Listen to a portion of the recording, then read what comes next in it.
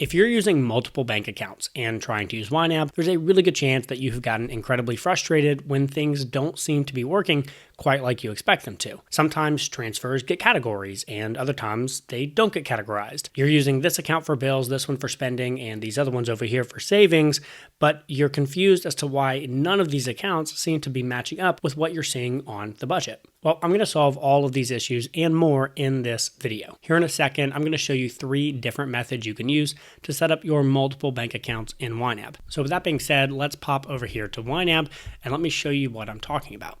Now, before I jump into each method, we first need to briefly talk about how YNAB handles accounts differently than the budget area. The 2 main things that you need to hold in your mind is that accounts show you the physical location of your money, and the budget area shows you the jobs of your money. So if I go ahead and budget some of my money down here, if you'll remember from some of the other videos, the available column is what we use to make spending decisions. So if I wanted to go and pay my internet bill, for example, I would first want to look and see, do I actually have money available to pay for the internet bill? If I wanted to go out to eat, I would look and see that I have no money available to go out to eat. And so I would need to take money from Ready to Assign or from somewhere else. And then once I actually have it in this envelope, I know that I have money set aside to let me go out to eat.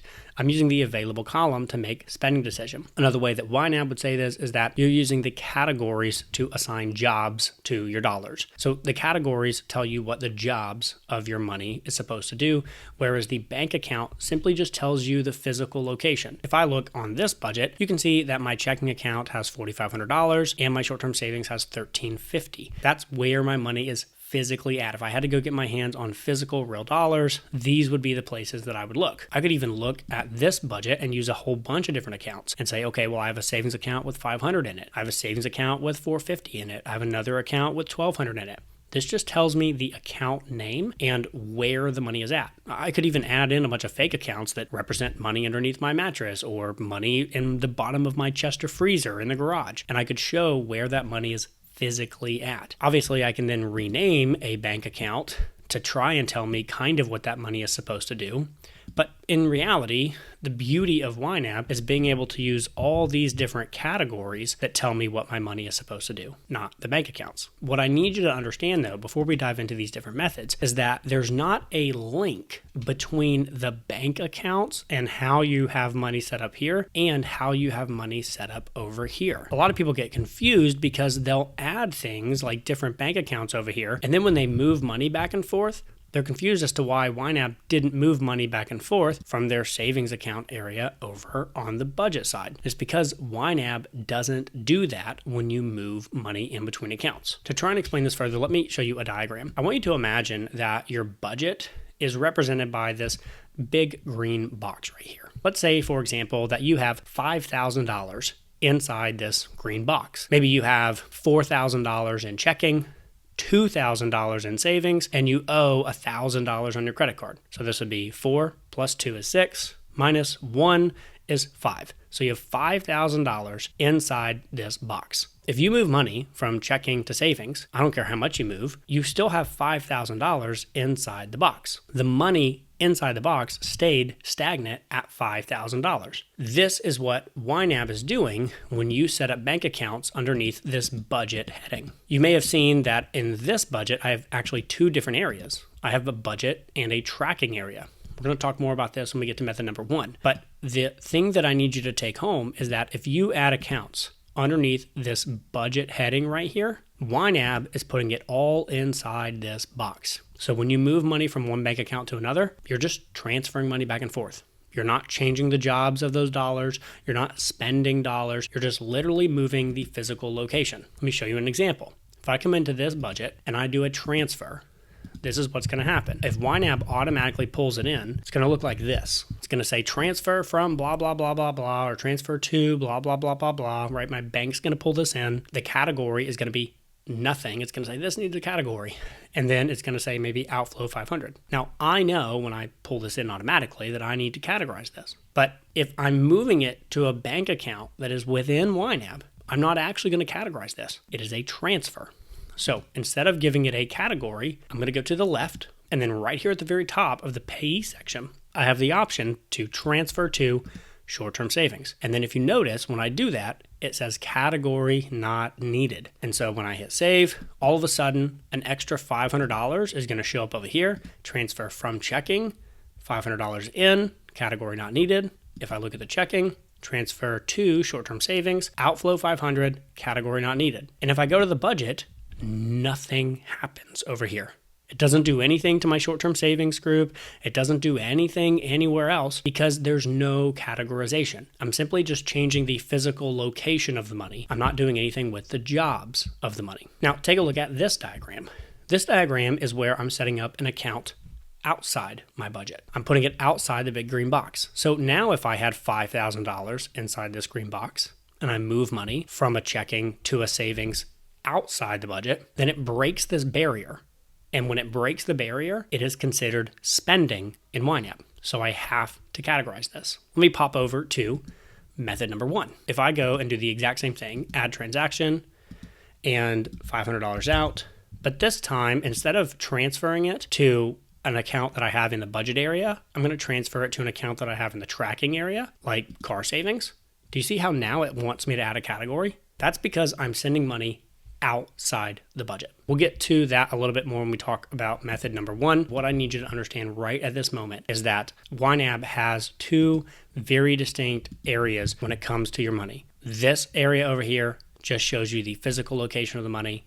This area over here shows you the jobs of the money. And they do not automatically update the budget when you move money around over here. So keep that in the back of your mind as I talk you through all of these different methods. And the reason that YNAB does this, it's actually pretty clever, so don't get upset by this, but the reason that YNAB does this is because the whole purpose of YNAB is to get you to stop looking at your bank accounts to make spending decisions. Instead of looking at the bank account to decide whether or not I have money in there, so that tells me whether or not I should do something, I should be looking at my available column in my category to decide whether or not I can do something. I tell people all the time, the goal is to get to a place where maybe you have $50,000, $100,000 sitting in your main checking account. And if you looked at that and you just were trying to decide whether or not you can do something, well, there's a whole bunch of things you could do with $100,000 sitting in the checking account. But the point with YNAB is that if you have $100,000 sitting in your checking account and you scroll down to your family fun entertainment category and it says 0, you're not having any family fun or entertainment unless you decide to move money from somewhere else and make a conscious decision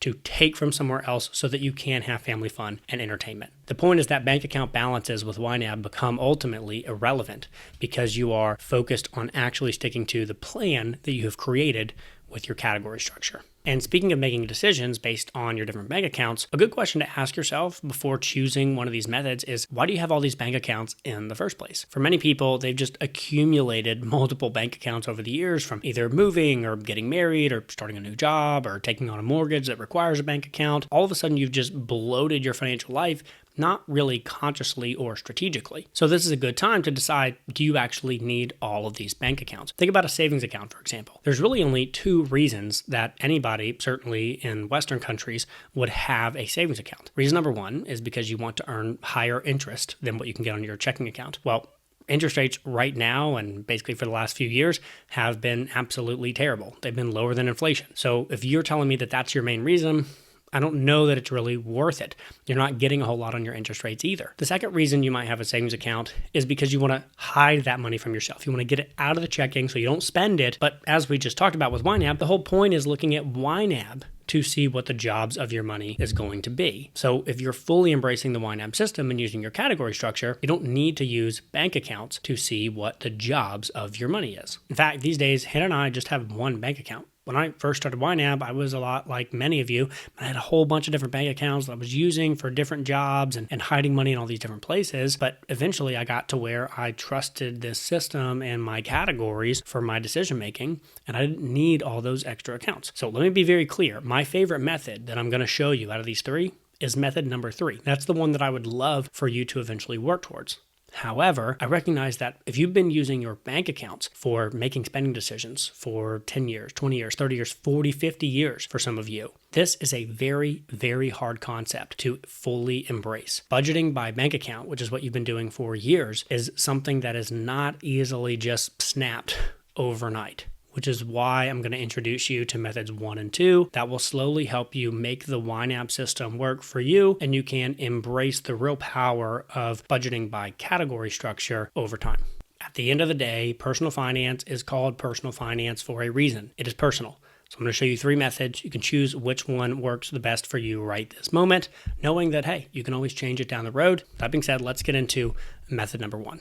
So method number 1 is what I call the tracking method. This is basically where you're going to set up your budget to kind of look like this image. You're going to hold as few bank accounts as possible on your budget, maybe just like 1 checking in an ideal world, or maybe a second checking if you really have to have 2 checkings. But the goal here is if you are the kind of person who's been using 5, 6, 7 different savings accounts for a bunch of different goals that you have, and you're totally not ready to embrace the other methods, then you can do the tracking method by setting up your savings accounts as assets. This means that when you go through the process of adding a new bank account and select the account type, you're not going to select savings. You're going to scroll down to the bottom and select asset. This can be tricky if you first link your account and you choose a real life savings account. So if I do this and I select savings, you'll see that YNAB has automatically selected savings as the account type. Well, if you want to do the tracking method, you want to change this to asset, and then you want to give this a name. Now, because this money is not going to be on your budget, you will not be able to budget this money down to your different categories. So it's really important that if you are not going to put this on budget and you're going to choose an asset, you need to kind of give it a name that helps you understand what the purpose of this money is. Maybe this one is my emergency fund. I'm going to hit next and done. And then you'll notice that I have a brand new account down here in the bottom. Let's put, I don't know, $4,000 in that. So now you can see that when I come to my budget, I have a whole bunch of money down here in tracking. They're all in asset accounts, car savings, vacation savings, annual bills, but none of this money shows up in my budget. I have all zeros everywhere, and the only money in ready to assign, this $4,500, is the money sitting in my checking account. So with the tracking method, you are using actual physical real life bank accounts. Keep in mind, these are not fake accounts. These aren't like I have one real account and I've created a bunch of fake assets to represent it. That is not what I'm doing. If I'm adding an asset, it is a real deal, legitimate bank account. Now, a couple of fine points about this method. If this is the route that you want to go and you've not previously done this, I will tell you right now that it is a real pain to try and change an account from on budget to off budget. And it's probably easiest if you just click up here and make a fresh start, then delete the on-budget accounts that you would like to move and add them back in brand new as a asset. That's going to be the easiest way to do it. There is a way to kind of move it on and to off, but because it totally messes up all of the categorization of your transfers, it can be a real nightmare. And that's why most of the time I just recommend that if you want to change your current setup to match this, it's easiest to just do a fresh start. Now, before I show method 2, there's a couple other things you need to know if you're going to use the tracking method. The first is that when you move money from a checking account to one of these off-budget assets, that movement of money is both a transfer in YNAB and spending. So it does get a category. So let me show you what that looks like. Let's say that I want to contribute money to my car savings fund. It's going to be a transfer. So in the pay section, I'm going to be selecting to from this car savings account. And then the category, because it does look like spending, I have to categorize this somewhere. So I've actually gone ahead and created a car savings account contribution category. Obviously, I'm not spending money on buying a car. So that's why with things like this, I'll often add the word contribution to the category name. In this case, let's say I move $100, so save. And so now that leaves my checking. I'm down to $4,400 here. It shows up down here in the car savings area. And when I go to the budget and I scroll down, you'll notice that now it looks like I have spent money from my checking to my car savings account. So I need to budget for this.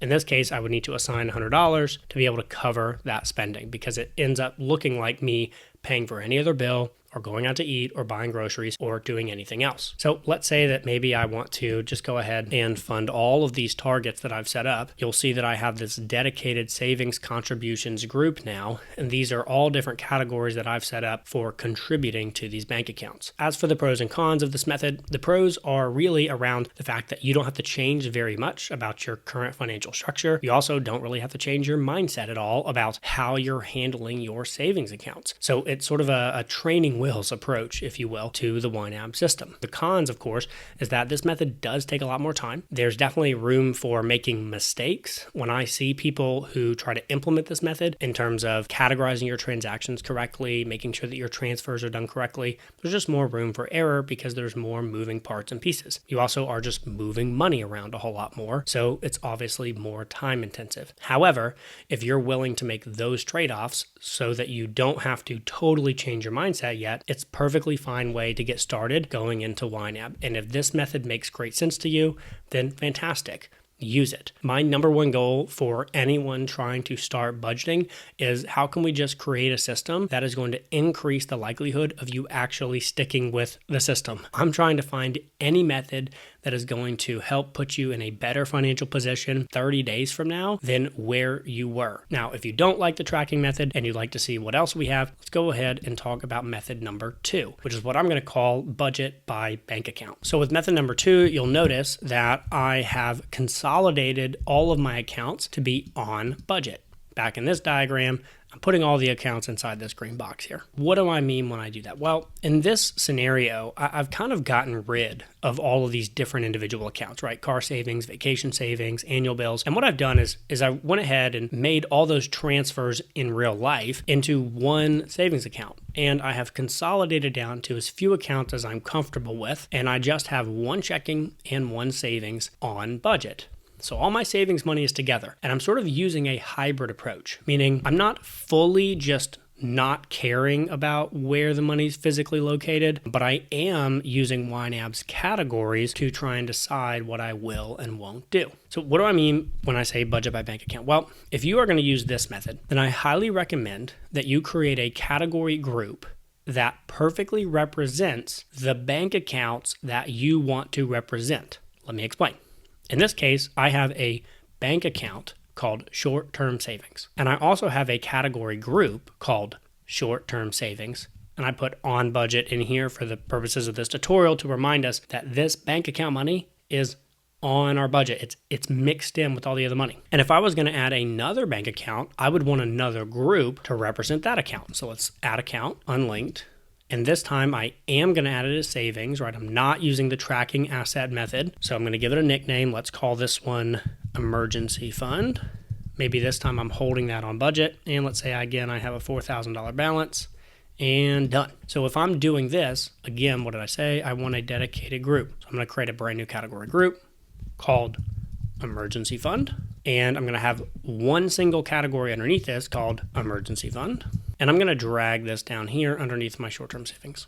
So now I've kind of got my structure in place. I've got all my bank accounts in here that I want to add. And I've also got a group for each of the savings accounts that I have. My next step here is I need to actually assign my money in accordance with which account they're in. Let's do the emergency fund first. You'll notice that all of my money in the checking, the short-term savings, and the emergency fund is all sitting right up here and ready to assign. The first thing I'm going to do with the emergency fund money is come down here and assign $4,000 straight to the emergency fund category, which is in my emergency fund group. Right? Our language is very important with this method. It's easy to get confused. Now, the next thing I'm going to do is start allocating the money in my short-term savings. So if I have $1,850 in this account, I need to put $1,850 across these categories because this $1,850 that is physically located in this bank account, its job is to do the things in this group. When I'm working with a client and I see their different bank accounts, often what I'll ask them is, okay, tell me about the short-term savings. What's the purpose of that money in your mind? And they'll say, well, some of it's for car savings and some of it's for this and that and the other thing.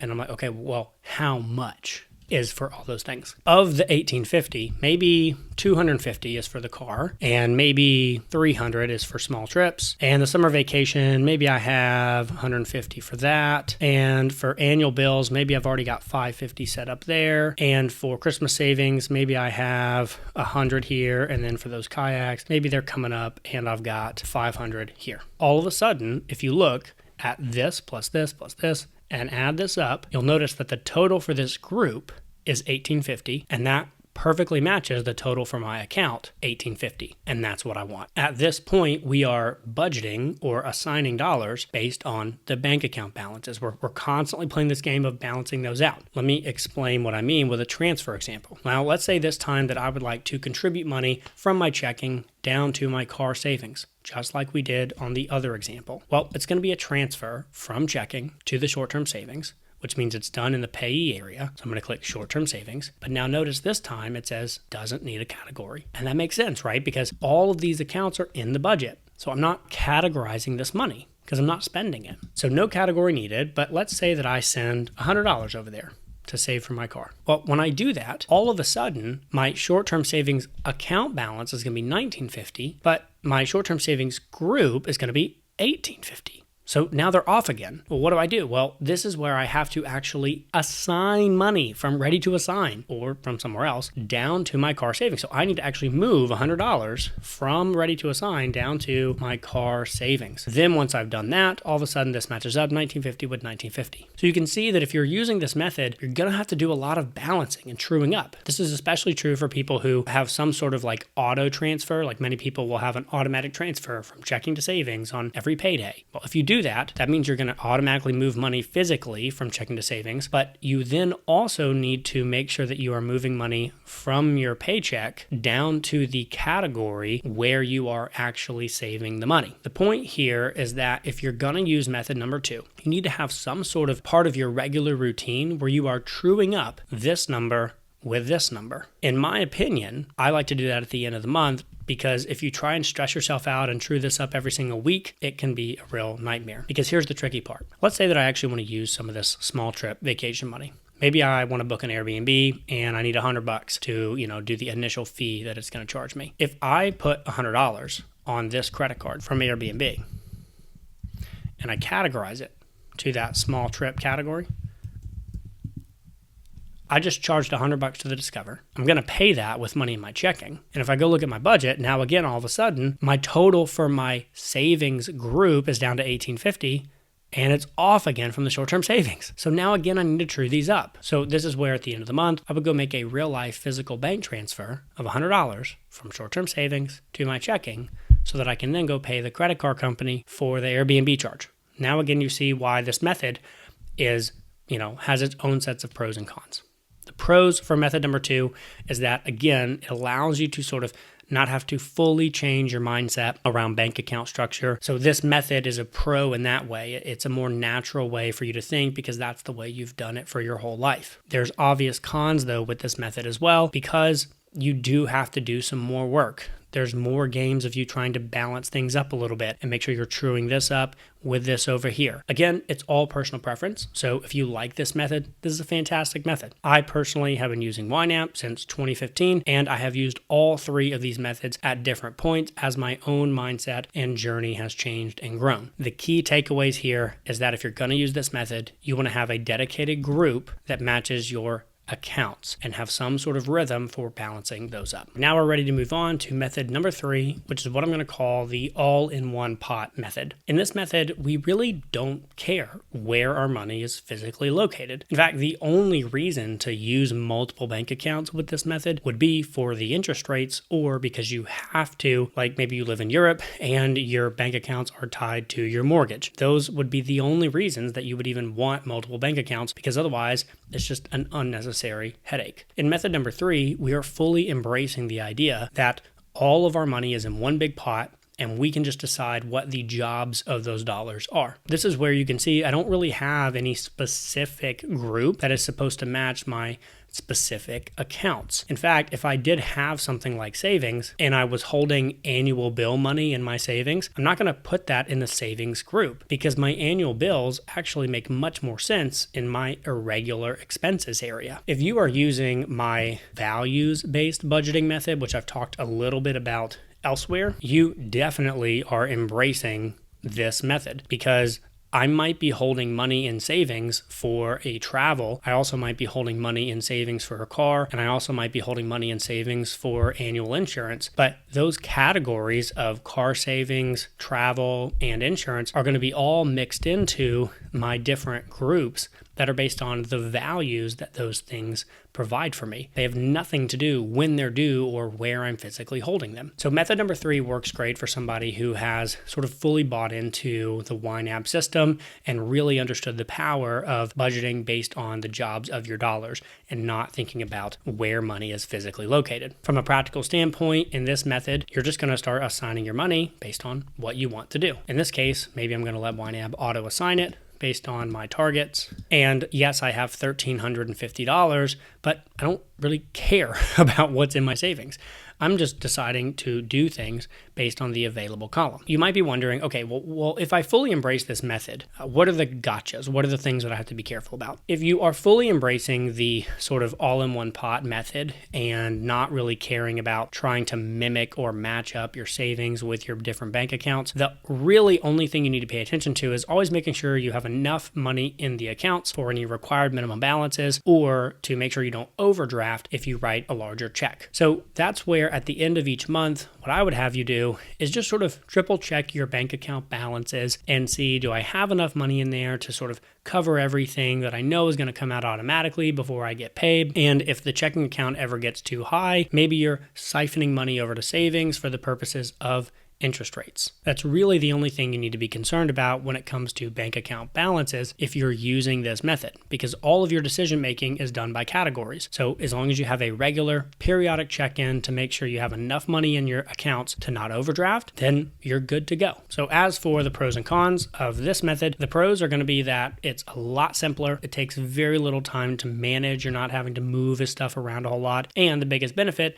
is that it forces you to kind of fully embrace using your categories to make spending decisions. And the cons, of course, are that this is a really big mindset shift. If you've been budgeting based on your bank account balance for years or maybe even decades, that is a hard thing to all of a sudden break and fully embrace using categories. The other con is, of course, you have to be able to trust yourself and be disciplined enough to not look at your bank account balance and think, oh, I have money in here, I can go do stuff. And instead look at YNAB to make your decisions. If everything goes according to plan and you actually start budgeting and saving and doing all the things that we're trying to get you to do, then your bank account balance is just going to go up and up and up and up and up. And eventually you might have more money than you've ever seen in your bank account ever. And you've got to have the discipline to not use that to decide what you can and cannot do, which is why for many people, this is a progression. Start with the tracking method. Once you've progressed and you feel good about that, maybe move on to the budget by bank account method. And then eventually you can fully embrace this sort of category system, which will ultimately simplify your life and help you step into the most conscious decision-making possible with your money. If you found this video helpful, I would love for you to check out the rest of my YNAB tutorials right over here. Thank you so much for watching, and I'll see you over there.